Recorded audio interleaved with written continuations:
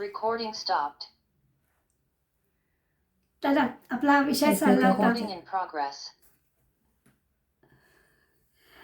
आपला विषय चालला होता की प्रसंगी विभीषणाला काय पद्धतीने रामाने सांगितलं आणि एकीकडे कोदंडधारी एकीकडे अंतःकरणात दया असा पण आपण विचार केला आणि तितकंच पतित पावन असं पण रामाला म्हटलं की जे पश्चाताप दग्ध आहेत अशांना पण रामाने आता आपण पण असा विचार करूया की एखाद्या आपल्या मित्राशी आपल्याला एखाद्या गोष्टीबद्दल नाही जमलं तर आपण काय करतो. मी मगाशी म्हटलं तसं की आपल्या बऱ्याचदा असं होतं की एखादा प्रसंग झाला की लगेच आपण फुलीच मारतो. तर तसं नाही की एखाद्याने सॉरी म्हटलं ना त्या विषयाशी त्याचं आणि आपलं त्या विषयाबद्दल नाही पटलं पण बाकीच्या वेळेला काही पटायला हरकत नाही. तो विषय सोडून आपण बोलू शकतो.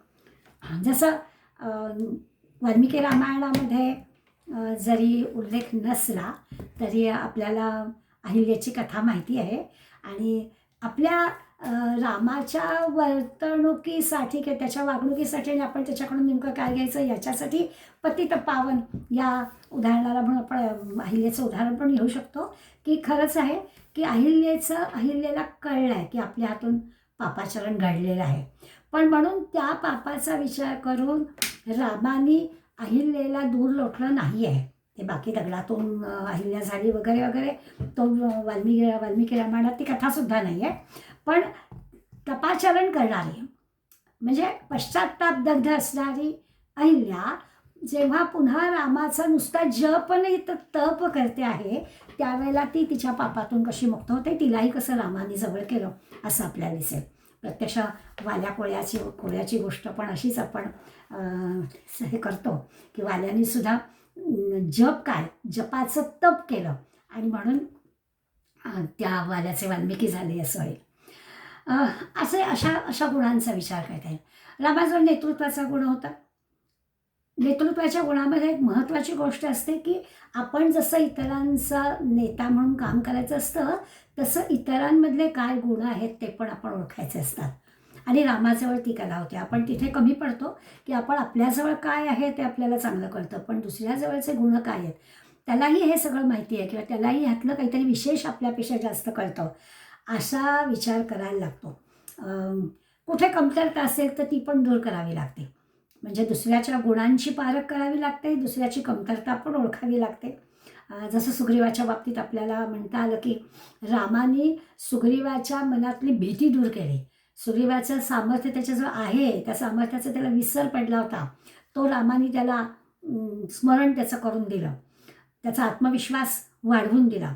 सगळं जे काही म्हणजे प्रत्यक्ष जेव्हा रावणाच्या युद्धाचा आपण विचार करतो तेव्हा अयोध्येतलं का सैन्य आलं होतं हीच सगळी अगदी सुरुवातीपासून संबंध प्रवासामध्ये जी मंडळी रामाला भेटली त्या सगळ्यांच्या मदतीनं त्या सगळ्यांच्या सैन्यानं आपल्याला रामाला युद्धामध्ये विजय मिळवलेला दिसतो. तेव्हा 14 वर्ष वनवासामध्ये अगदी मगाशी म्हटलं आपण गुहाच्या कथेपासून ते अगदी आता सुग्रीवापर्यंत हनुमंतापर्यंत या सगळ्यांच्या मदतीनं पुढे घडलेलं आहे. म्हणून रामाच्या प्रत्येक आपण वाल्मिकीनी तर एक मोठी यादीच दिली आहे. वाल्मिकींच्या ह्याच्यामध्ये अयोध्याकांडामध्ये गुणांच्या वर्णनाचा एक वेगळा विषयच मांडलेला आहे. सगळ्या अयोध्याकांडामध्ये रांगेंनी गुणवर्णन दिलेलं आपण आपलं एक जंत्री म्हणून त्याचा विचार करणार आहोत. पण तत्पूर्वी आणखीन एका कथेकडे मी आपल्याला नेणार आहे. कथेकडे येण्यासाठी की ही कथा तर आपल्याला परिचयाची असते माहिती असते त्या कथेत मला जायचं नाही आहे. आपल्याला माहिती आहे की सीतेने अग्नी साक्ष केलेली आहे आणि तरी देखील तिसऱ्यांदा वेळ येते वगैरे तर त्या कथेमध्ये शिरूया नको. पण महर्षी वाल्मिकींनी रामायणामध्ये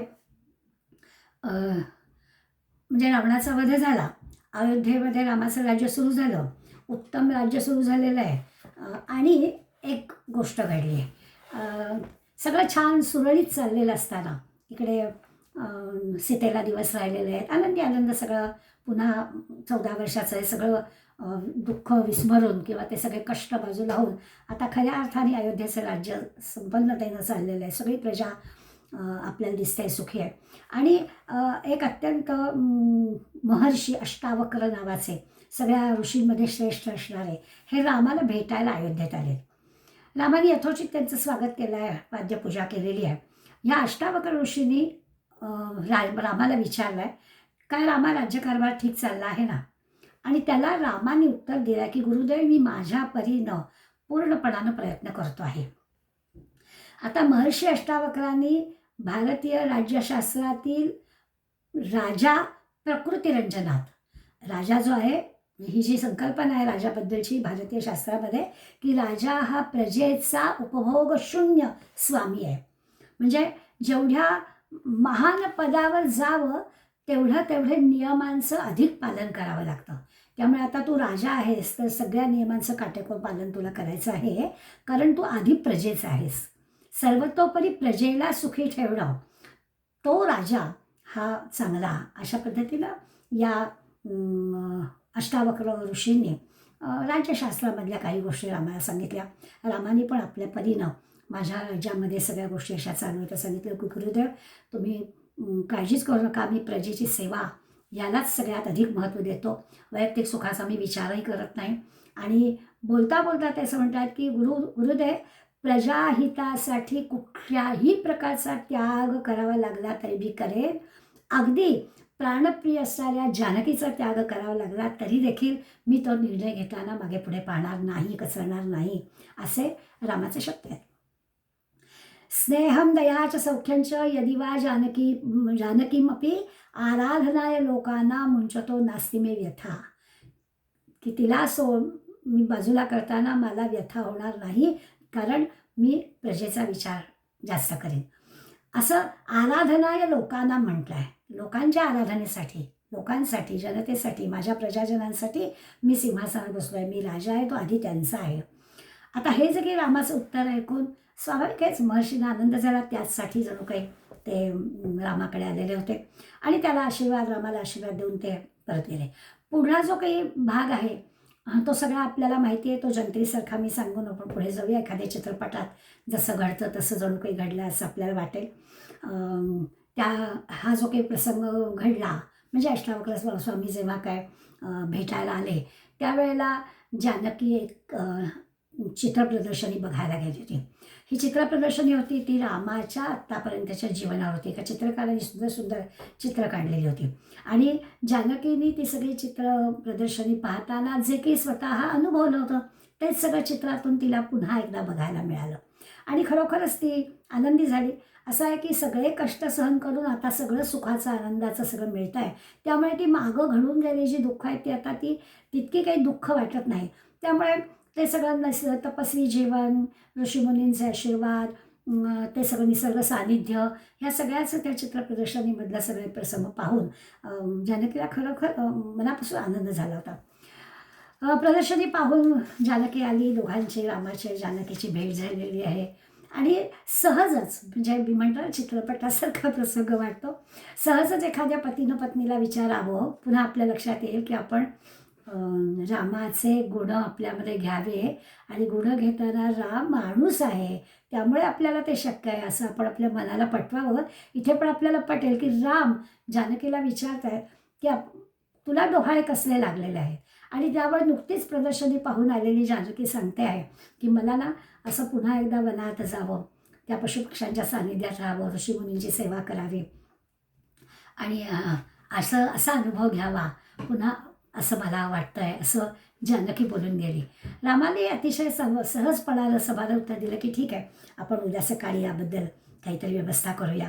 आणि त्याच रात्री अंतःपुरामध्ये त्याचा जो सखा, हेर, दूत असा जो आहे म्हणजे खरा महत्त्वाचा हेर आहे, त्याच्या अंतःपुरात येऊन बातम्या देण्याची हिंमत किंवा त्यालाच फक्त अधिकार आहे असा तो हेर आहे. आणि रामाचा अत्यंत जवळचा मित्र पण आहे. रामावरती अत्यंत त्याचं प्रेम आहे. त्यामुळे तो आला तर आहे, ज्या अर्थी आला आहे त्या अर्थी त्याला काहीतरी विशेष सांगायचं आहे आणि सांगू तर शकत नाही आहे. अशी काहीतरी फार वाईट परिस्थिती निर्माण झाली होती आणि राम त्याला सांगता आहेत की तू मोकळेपणाने का असेल ते मला सांग. डोळ्यातून अश्रुधारा वाहत आहे, त्याच्या तोंडून शब्द फुटत नाही आहे, शब्दांची जुळवाजुळव करावी लागते आहे. आणि मग रामाने जेव्हा एवढा त्याला आधार दिला की काय वाटतील ते असू दे, तरी देखील तू मला सांग. आणि मग नाईलाजाने अयोध्येच्या चौकामध्ये काय चर्चा होते ती या हेराने रामाच्या कानावर घातली. स्वाभाविकच यावर आम्हाला काहीतरी निर्णय घेणं आवश्यक होतं. रामाने मनोमनी काही निर्णय घेतला. दुसऱ्या दिवशी लक्ष्मणाला बोलावलं. लक्ष्मणाला हे सगळं गुप्ततेत ठेवण्याची शपथ घातली आणि जानकीला घेऊन लक्ष्मणाला फार मोठं काम करायला सांगितलं. आणि मग पुढला सगळा जानकीला घेऊन या गंगा पार करून आणलेलं आहे. आणि मग तिथे गेल्यानंतर खरं तर मनामध्ये लक्ष्मणाचा बाकी स्वभाव लक्षात घेता त्याला हे बिलकुल आवडलेलं नाही आहे. आणि अत्यंत कठीण काम लक्ष्मणाला रामाने सांगितलेलं आहे. केवळ भावाची आज्ञा म्हणून त्यांनी हे काम नाईलाजाने स्वीकारलं आहे. पण मनात त्यांनी आता ठरवलेलं आहे की पुन्हा आपण अयोध्येमध्ये पाऊल टाकायचं नाही आहे. आणि मग वाल्मिकी रामायणामधला प्रसंग आहे की सीतेला वाल्मिकींच्या आश्रमांच्या थोडंसंच दूर, परंतु त्या ठिकाणी लक्ष्मण तिला हे करतो. जे काही रामाने निरोप सांगितला आहे तो तिला सांगतो. वाल्मिकी रामायणामधल्या जेव्हा लक्ष्मण ही गोष्ट सीतेला सांगतो त्यावेळी सीतेच्या तोंडी जे काही विचार आहेत ते एखाद्या सामान्य स्त्रीसारखे आहेत. थोडा राग आहे, असं झालंच कसं माझ्यावरती, म्हणजे हेच का आपल्या रामाचा माझ्यावर विश्वास वगैरे वगैरे असे विचार तिच्या मनात क्षणभर आलेही नाही, अशातला भाग नाही. प्रत्येकाची काळजी घेणारा राम आणि आपल्या पत्नीची काळजी कशी घेत नाही आहे असंही तिला वाटलं. कदाचित ते उघडपणानं ते लक्ष्मणाला तिने सांगितलं, पण लक्ष्मणालाही मनामध्ये इतकं रामाबद्दल प्रेम असून सुद्धा रामाचा हा निर्णय किती चुकीचा आहे असंच वाटत आलेलं आहे. आणि मग कुणी काही म्हटलं तरी रामाने असं केलंच कसं, जनतेमध्ये कुणी काही म्हणेल म्हणून रामाने आपल्या मनाविरुद्ध असा निर्णय घ्यावा, अशा प्रकारचे विचार दोघांच्याही मनामध्ये कोणी बोलू शकत नसलं तरी मनामध्ये होते. पण किंचितसं सावधपण आल्यानंतर जे काही सीतेच्या मनात येतं आहे ते खरोखरच आश्चर्यजनक वाटेल असं आहे. आता हा जेव्हा प्रसंग आपण वाचतो ना तेव्हा असं वाटतं की ह्या पती पत्नीच्या नात्यामध्ये कोण काय कसं वर्तन करताय ह्याचं जे की इमिजिएट आपण विचार करतो त्याच्याऐवजी थोडासा दुसऱ्या दृष्टिकोनातून शांत डोक्याने आपण विचार केला तर ह्याच्यातून कसा मार्ग निघतो ते जानकीच्या उदाहरणातून आपल्याला दिसत आहे. जानकी शांतपणे जर विचार करते की राजा चुकणं शक्य नाही, राजा अविचार करणं शक्य नाही, रामाच्या वियोगामध्ये जिवंत राहणं ही कल्पनाच मला सहन होणार नाही, पण तरी देखील राम असं करणार नाही, त्याच्या मागे काहीतरी वेगळं आहे. त्यामुळे रघुवंशाचा वारस माझ्या उदरात आहे, त्यामुळे त्याला जन्म देईल आणि असं काही विपरीत आत्महत्या वगैरे करावी असा विचारसुद्धा जानकीने केला नाही. पण तिने भगवान सूर्याची आराधना केली आणि वाल्मिकी त्या जानकीने केलेल्या सूर्याच्या आराधनेचा उल्लेख करून सांगतात, भूयो यथा मे जननांतरेपी त्वमेव भरता नच प्रयोगा. ती सूर्याला प्रार्थना करून जानकी सांगते की हो, मला पुढल्या प्रत्येक जन्मात रामच पती मिळायला हवा, पण मी सूर्यदेवा तुला प्रार्थना करते की काय कर की असं वियोग मात्र मला पुढल्या कुठल्या जन्मात आणू नकोस, एवढीच माझी तुला विनंती आहे, पण मला रामच पती हवा. हे जे काही पती पत्नींच्याबद्दलचा विश्वासाचा विषय आहे तो आपल्याला ह्या ठिकाणी दिसतो. रामाच्या म्हणजे लक्ष्मणाच्या मनात पण रामाबद्दल तो जो काही थोडासा किंतु आहे. आणि जेव्हा सीतेला त्या वनामध्ये सोडून पुन्हा जेव्हा सुमंत त्याला घेऊन गंगा पार येतो त्यावेळेला लक्ष्मण त्याला सांगतो की आता मी अयोध्येत प्रवेश करणार नाही आहे, आता मी ह्याच याच्यामध्ये नदीमध्ये गंगा नदीमध्ये माझा देहत्याग करणार आहे. आणि मग सुमंत जे त्याला म्हणजे काय ना, एखाद्या भोवताली सगळीच माणसं कशी विचारी विवेकी असतात असं दिसेल. सुमंत लक्ष्मणाला सांगतोय की आत्ता रामाला तुझी अधिक गरज आहे. जशी वनवासामध्ये तू रामाला साथ दिलीस तसं आत्ता हा जो काही निर्णय त्यांनी घेतला आहे हा त्याच्या मनाने त्यांनी घेतलेला नाही आहे, नाईलाजाने त्यांनी घेतला आहे. त्यामुळे आत्ता तू हे असं करणं चुकीचं आहे. आणि सुमंत त्याला परिस्थितीची सगळी जाणीव करून देतात. एकीकडे विनंती पण करतात आणि लक्ष्मणाला त्याच्या या मतापासून परावृत्त करून पुन्हा अयोध्येला यायला प्रवृत्त करतात.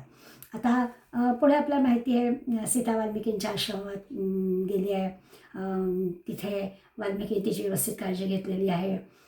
एका अर्थाने जणू काही माहेरीच ती गेली असं म्हणायला हवं. लवकुशांचा जन्म तिकडे झाला आहे. लवकुशाला त्यांनी आश्रमातले मुलं ह्या पद्धतीनं पण सर्व प्रकारे तयार केलेलं आहे. आणि वाल्मिकींचे शिष्य म्हणून परिचय जरी असला तरी वाल्मिकींना हे सगळं माहिती आहे. आणि मग एक पुढला प्रसंग आहे, तोही फारसा सांगितला जात नाही, पण आपल्या आजचा जो विषय आहे त्याच्यासाठी म्हणून मी तो पुढला प्रसंग सांगणार आहे की लवकुशा तयार केलेलं आहे. आणि मग ही जी काही रामकथा वाल्मिकी तयार केली आणि लवकुशाकडून ती मुखोद्गत करून घेतली आहे आणि लवकुशांना अयोध्येमध्ये पाठवलं आहे. आता त्या सगळे कसे नियम घालून दिले आहेत, कशा पद्धतीने कथा करायला सांगितलं आहे, कशी गायला सांगितली आहे, कशी आधी अयोध्येच्या रस्त्यावरती आज लोकांमध्ये कशी कुणाकडून काही घेऊ नका वगैरे वगैरे ज्या काही सूचना दिली आहेत त्या सगळ्या सूचनांचं पालन ही मुलं करणारच आहेत. प्रसंग आहे तो आणखीन एक वेगळा आहे. रामाच्या जेव्हा समोर ही कथा गाण्याचा प्रसंग येतो तेव्हा ते राजवाड्यामध्ये गायला तयार होत नाही. पण मग राम म्हणतात की इथे मी अश्वमेध यज्ञभूमी आहे, त्या यज्ञभूमीमध्ये तुम्ही ही कथा गाल का? तेव्हा ते हो म्हणतात. आणि यज्ञभूमीमध्ये जेव्हा ही मुलं जातात तेव्हा त्या मुलांना एक तिथे विशेष गोष्ट दिसते. ज्या ठिकाणी यजमान पत्नी बसायची असते त्या ठिकाणी एक सोन्याची प्रतिमा दिसते. आणि ती हा छोटा लव आपल्या कुशला भावाला म्हणतो की अरे ती मूर्ती पाहिलीस का? ती आपल्या आईसारखी आहे. तेव्हा हा जरा मोठेपणाचा म्हणतो आहे, खरं आहे जोडी भावंड पण थोडासाच मोठा आहे. त्यामुळे तो त्याला म्हणतो असं दुसऱ्यांच्याकडे गेल्यावर आपल्याला नाक खुपसण्याचं काही कारण नाही आहे, त्याच्याकडे काही बघायचं नाही. खरं म्हणजे हा सगळा थोडा वृथाच आहे. पुन्हा पुन्हा तोही वळून पाहतो आहे. त्या दोघा बिचाराला माहिती नाही आहे की आपण कुठे आलो आहे आणि खरंच ही जी प्रतिमा नाही आहे ही प्रत्यक्ष आपली आईच आहे. आता हा जो काही प्रतिमा पूजनाचा प्रसंग आहे तो वाल्मिकी रामायणात आहे. आणि वाल्मिकी रामाचं मोठेपण सांगण्यासाठी सांगतायत की आपण जे एक पत्नी एक बाणी असं सगळं रामाला म्हणतो. तर अश्वमेध यज्ञ करताना सगळ्या ऋषीमुनींनी त्याला सांगितलं की असं पत्नी खेरीज अश्वमेध यज्ञ करता येणार नाही. त्यावेळी रामाने स्पष्टपणानं सांगितलं की असं जर असेल तर मला यज्ञ करायचाच नाही आहे. यज्ञाकरता सीताच म्हणजे जानकीच पत्नी म्हणून माझी आहे आणि ती तर आता इथे नाही आहे. आणि मग ते म्हणतात की राजानं राणीला दूर पाठवलेलं आहे, रामानं सीतेला दूर केलेलं नाही. वैयक्तिक जीवन आणि राजकीय जीवन याच्यामधला जो फरक आहे तो इथे रामाने स्पष्टपणानं सांगितला. आणि म्हणून मग काय करता येईल तर हा तोडगा काढला आणि वाल्मिकी रामायणात त्याचा प्रसंग आपल्याला दिसतो. मग पुढे मुद्दा असा की रामाच्या मनामध्ये जानकीबद्दल असणारं प्रेम, त्यांनी घेतलेला निर्णय याच्याबद्दल जी फार मोठी चर्चा होते ना त्या चर्चेसाठी म्हणून मुद्दामून मी हे सांगितलं की राजांनी राणीला दूर केलेलं होतं, पाठवलेलं होतं, परंतु रामाने जानकीला दूर पाठवलेलं नव्हतं असा विचार करायचा आहे. पुन्हा विचार मनात येतो की दोन मित्र, दोन भावंड, गुरु शिष्य, पती पत्नी अशा सगळ्या नातेसंबंधांचा विचार केला तर रामाचं जे वर्तन आहे ते वर्तन आपल्याला आदर्श वाटतं. आणि मग आपणच आपला विचार केला तर कळतं की आपलं नेमकं सामान्य माणसाचं आणि हा जो पुरुषोत्तम आहे या पुरुषोत्तमाच्या वागणुकीमधला दोघांमधला फरक काय असा हा वाल्मिकींचा जो राम आहे. मी मगाशी म्हटलं की अयोध्याकांडामध्ये एक यादी दिली आहे, रामाच्या गुणांची यादी दिली आहे. जशी मगाशी उल्लेख केला 16व्या अध्यायामध्ये दैवी गुणांची यादी दिलेली आहे. अभयम सतसंशुद्धे ज्ञानयोग व्यवस्थिती आनंदमशन्यश स्वाध्यायस्तपाजो 26 गुण भगवंतांनी दिले. आणि त्या 26 गुणांचं स्मरण का करून द्यायचं तर आम्हाला प्रत्येकाला ते सगळे गुण देऊन भगवंतांनी पाठवलेलं आहे. आम्ही त्या गुणांचा पुरेसा उपयोग करत नाही आहोत असं आपल्या लक्षात येईल. आता आपण पाहू म्हणजे वाल्मिकींनी सांगितलेल्या काही त्या यादीतल्या एक 5-10 गुणांचा विचार करू म्हणजे मग आपल्याला लक्षात येईल की अरे ही यादी मुळातूनच आपण वाचायला हवी. आपण काही मोठा वाल्मिकी रामायणाचा सगळा ग्रंथ काढत नाही आणि मग त्याच्यातला आपण वाचत नाही. पण मी तुम्हाला आवर्जून सांगेल की गोविंदगिरी महाराजांनी रामकथा लिहिली आहे, वाल्मिकी रामायणावर आधारित रामकथा लिहिली आहे. आज मी त्याचाच उपयोग केला आणि तुमच्यासमोर विषय मांडला. आपण असं पाहिलं आहे की जेव्हा मिथिलेहून राम परत आले आणि दिनक्रम सुरू झाला, त्यावेळेला राम राजा झालेले नाही आहेत, पण रामाचा जो दिनक्रम आहे त्याचं वर्णन वाल्मिकी करतात आणि त्याच्यात ते असा उल्लेख करतात की राम राज्यसभेत बसायला जाऊ लागले होते. कामकाजामध्ये प्रत्यक्ष ते भाग घेत नव्हते, पण काय चाललं आहे त्याचं ते निरीक्षण करत होते. राजा आणि मंत्री यांचे परस्पर संबंध कसे असतात हे ते जवळून बघत होते. राज्यसभेमध्ये ऋषींचं स्थान काय आहे ते पाहत होते. प्रजेशी सगळ्यांचा व्यवहार कसा आहे ते पाहत होते. केवळ निरीक्षणाने सगळ्या गोष्टी ते शिकत होते. काही विचारलं तरच श्रीराम बोलत असत, पण सगळ्या लोकांच्यात ते मिसळत होते. त्यांची सुखदुःख विचारत होते. 4 लोक एकत्र आले की लोकांच्यामध्ये रामाच्या गुणांविषयी चर्चा होत असे, की राम म्हणजे त्यांचा एक तो विषय असे की एकत्र की रामाबद्दलचं एकमेकांच्या मनात असणारं जे प्रेम आहे ते व्यक्त करत असत. आणि सहजपणानं लोक म्हणत असत, कौसल्या शुशुभे तेन पुत्रेण अमित तेजसा. खरोखर कौसल्याने अशा थोर पुत्राला जन्म दिलेला आहे आणि आपलं फार मोठं भाग्य आहे की आपला तो भावी राजा आहे, असं अयोध्यावासी एकमेकांच्या बोलायचं. कसा आहे हा राम आमचा, तो कोणी म्हणत असे, सच नित्यम प्रशांतात्मा मृदुपूर्वम च भाषते. मृदुपूर्वम शब्द वापरला आहे, म्हणजे नित्यम प्रशांतात्मा आपल्याला कळतं की ते नेहमीच शांत, अगदी गोड बोलणारे आणि असे आहेत, बरोबर आहे. पण मृदुपूर्वम म्हटलं आहे. पूर्वभाषी प्रियंवदा म्हणजे काय? गोड बोलणारे, प्रिय बोलणारे, बरोबर. पण पूर्वभाषी म्हणजे काय? मृदुपूर्वम म्हणजे काय? समजा आपण असं म्हणूया की एखाद्याशी थोडीशी आपली ओळख झालेली आहे आणि परत आपली भेट झाली आहे. कल्पना करून बघा की एखाद्याशी आपली ओळख झाली आहे, काही दिवसांनी परत आपली भेट झाली आहे, तर आता आपण स्वतःहून बोलायला जातो का? इथे आपल्याला मृदुपूर्वम म्हटलं ना, तर राम स्वतः बोलायला जात असत असं त्यांनी म्हटलं आहे की सुरुवातच गोड बोलण्याने करत असत आणि राम स्वतःच बोलायला जात असत. हा रामाचा वाल्मिकीने सांगितलेला बारीकसा पण महत्त्वाचा विषय. आपण म्हणतो की त्यांनी ओळखला की कोण जणे, त्याला ओळख वाढवायची की कोण जणे, आपणच कशाला होऊन बोलायला जायला हवं आहे, निरनिराळे मनामध्ये विचार येतील. वेगळे पण काय रामाचं, तर राम मृदुपूर्वम आहे की लगेचच तोच स्वतःहून बोलायला जातो. समजा आपण कोणाला काही मदत केली, राम चुकूनही त्याचा उल्लेख पण करत नसत, पण रामाला जर कोणी काही छोटीशी जरी मदत केली तरी ते मात्र सर्वांना अनेकदा आणि अगदी मोठं करून सांगत असत. कदाचित उपकारेण कृतेन एकेन तुष्यन्ते. अगदी एखादा मदत केली तरी सांगत असत. कधी कधी दुसऱ्याचा छोटासाच गुण, परमाणू एवढा गुण, पण तो मोठा करून सांगतील. परगुण परमाणून पर्वती कृत्य नित्यम. छान वाल्मिकी आपल्याला छोट्या छोट्या अर्ध्या चरणातून रामाचं गुण सांगतात की अगदी छोटासा परमाणू एवढा गुण, पण तो मोठा करतील, त्याचं कौतुक करतील. आपोआपच ती जी काही एक अंतःकरणामधली मैत्री आहे ती सहजपणानं वाढेल. पुढे म्हणतात, कोणी समजा अपकार केला, नाही आपल्याशी चांगलं वागलं, तरी देखील राम ते विसरून जाणार. आपण हे लक्षात ठेवायला हवं की ठीक आहे, कोणी काही बोललं तर लगेच की आपल्याला काही जखमाका झाले तर विसरून जायला हवं, असं राम आपल्याला सांगतायत स्वतःच्या. न स्मरती अपकाराणाम. आठवणसुद्धा ठेवत नाही की असं कोणी काही आपल्याला लागेल असं बोललं, कोणी काही आपल्याला न आवडणारं केलं तर ते विसरून जायचं. आणखीन एका विशेष गुणाचा उल्लेख वाल्मिकी करतात. बराचसा वेळ रामाचा वाल्मिकी म्हणतात की ज्येष्ठ मंडळी जी आहेत त्या मंडळींच्या सेवेमध्ये जात असे. शीलवृद्धई, ज्ञानवृद्धई, वयोवृद्धई, सज्जनही असा उल्लेख केला आहे. आता हे वयोवृद्ध आहेत, नुसतेच वयोवृद्ध येतात तर सज्जन आहेत, ज्ञानाने पण वृद्ध आहेत, म्हणजे अत्यंत काहीतरी त्यांच्याकडून आपल्याला घेण्यासारखं मिळणार आहे, चारित्र्य संपन्न आहेत, ज्ञानसंपन्न आहेत, सज्जन आहेत, अशांची सेवा करण्यामध्ये रामाचा अधिक कालावधी जात असे असं वाल्मिकी सांगतात. संस्कृतात एक सुभाषित आहे, अभिवादनशीलस्य नित्यं वृद्धोपसेविनः चत्वारि तस्य वर्धन्ते आयुर्विद्या यशोबलम.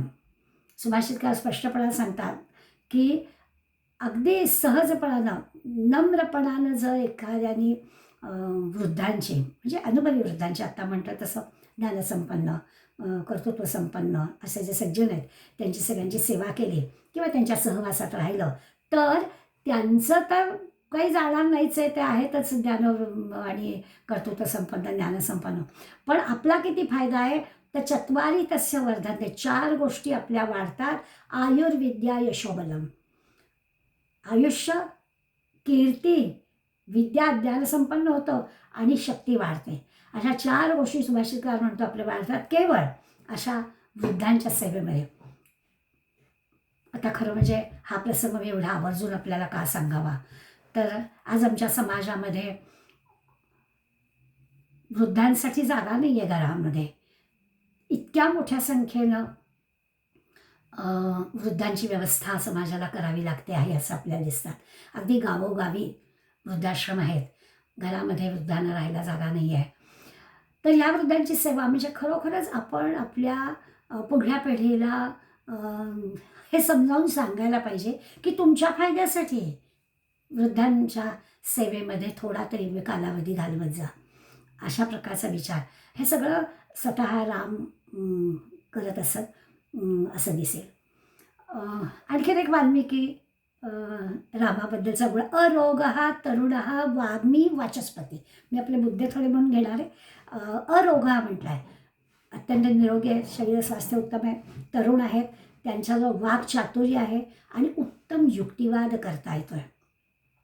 तर हे सगळं करण्यासाठी लागणाऱ्या ज्या गोष्टी आहेत त्या सगळ्या अभ्यास केलेला आहे. मग असे म्हटलं असं इतकी निरीक्षण शक्ती आहे आणि अशा सगळ्यातून अशा सगळ्या ज्ञानसंपन्न गोष्टी मिळालेल्या आहेत. पुढे म्हणतात की हे सगळं केल्याबरोबर पराक्रमी पण आहे, त्यामुळे पराक्रमामध्ये कोणी हात धरणारं नाहीच आहे. वाल्मिकींच्या लक्षात असं आलं की हे सगळं मी स्वभावाबद्दल बोलतोय तर आरोहे विनये चैव युक्तो वारणवाजिनाम, ते पण सांगितलं आहे. हत्तीवर बसलं, घोड्यावर बसलं, अगदी पिसाळलेल्या घोड्यांना पिसाळलेल्या हत्तीला पण वठणीवर आणणं. मग अशी म्हटलं तसं की मोडलेले रथ दुरुस्त करणं, हे सगळं रामानं चांगलं जाणं त्यातली होती, माहिती होती. आणखीन एका गोष्टीचं, आय कर्म आणि उपायज्ञ आणि संदृष्ट व्यय कर्मवित. आजकाल अतिशय ते महत्त्वाची गोष्ट आहे. आय कर्म आणि उपायज्ञ याचा अर्थ आहे की राजा म्हणून असं आहे तर राजांनी जनतेचं उत्पन्न वाढलं पाहिजे ही गोष्ट आहेच, पण राज्याची तिजोरीही कायम भरलेली असली पाहिजे. आता आपण आपल्यापुरता विचार केला तर आपल्या लक्षात येईल की संदृष्ट हा व्यकर्मवित म्हणजे काय, तर आपला उत्पन्न आणि खर्च याचं संतुलन राहिलं पाहिजे. आता कदाचित माझ्या वयामुळे असेल, परंतु मला कधी कधी असं वाटतं की आमच्या पुढल्या पिढीला थोडंसं म्हणजे आम्हाला जसं रिटायर्ड लाईफ असलं तरी आम्हाला पेन्शनची सुविधा मिळालेली आहे, तशी सुविधा आता पुढल्या पिढ्यांना नाही. आणि तशी सुविधा नसेल तर आपली काहीतरी आपल्या नंतरच्या कालावधीची सोय करायला हवी. इथे रामाने करून दाखवले, संदृश्यम व्यय कर्मवित, उत्पन्न आपलं आणि आपला खर्च याचं संतुलन म्हणजे इन्कम किती आणि एक्सपेंडिचर किती हे संतुलन करायला हवं. अलीकडे भयावह वाटेल असं मुलांचं आचरण होतं आणि आमच्यासारखं असं वाटतं की अरे ही लाईफस्टाईल त्यांना आयुष्यभर हवी आहे, तर त्याच्यासाठी हे सगळं असं करून चालेल का वगैरे वगैरे. तर अशा सर्व क्षेत्रातल्या सगळ्या गोष्टी रामाने आपल्या वर्तणुकीने आपल्यासमोर कशा ते दाखवलेल्या आहेत. अशाही खूप अनंत गोष्टी वाल्मिकी रामायणात आपल्याला उल्लेख सापडतात. मग अशी म्हटलं तसं अगदी बालपणापासून ते राजा म्हणून राम असण्यापर्यंतच्या, पण माणूस म्हणून त्याच्या गोष्टी ज्या आहेत त्या सगळ्या सांगण्याचा मी प्रयत्न केला. एका गोष्टीचा उल्लेख करते आणि मग थांबते की योगायोग असेल कदाचित, पण रामजन्माची तीच तिथी तीच वेळ त्याच वेळेला समर्थांचा जन्म झाला. समर्थांच्या पण कुळामध्ये 24 पिढ्या रामाची तपश्चर्या, रामाचं उपासना केलेली आपल्याला माहिती आहे. आणि समर्थ रामदासांनी सुद्धा या रामासारखा छत्रपती शिवाजी महाराज हा राजा घडवला. छत्रपती शिवाजी महाराजांच्या घडवण्यामध्ये या समर्थांचं खूप मोठं योगदान होतं असं आपल्याला दिसतं. त्यांचंही स्मरण आजच्या निमित्ताने करायला हवं. हे सगळे जे काही गुण आपण पाहिले ते सगळेच्या सगळे गुण त्या क्षणाला रामाच्या ऐवजी मी रामदास म्हटलं तर असं वाटतं की फक्त प्रसंग बदलेल, पण या सगळ्या गोष्टी रामदासांच्या जवळ होत्या. हे सगळे गुण रामदासांजवळ होते आणि त्या सगळ्या गुणांचा समर्थाने आम्हाला कसा उपयोग होतो तो दासबोधामध्ये वारंवार आपल्याला दाखवला आहे, करुणाष्टकात दाखवला आहे, मनाच्या शोकात दाखवला आहे. त्यांचं स्मरण करूया आणि थांबूया. तव स्मरण संतत स्फुरणदायी आम्हा घडो, त्वदीय गुणकीर्तन ध्वनिसुरम्य करणी पडो, स्वदेशहित रक्षणा विणदुजी कथा नावडो, तुझ्या समय्या मुची तनुहि देश काजी पडो. जय जय रघुवीर समर्थ.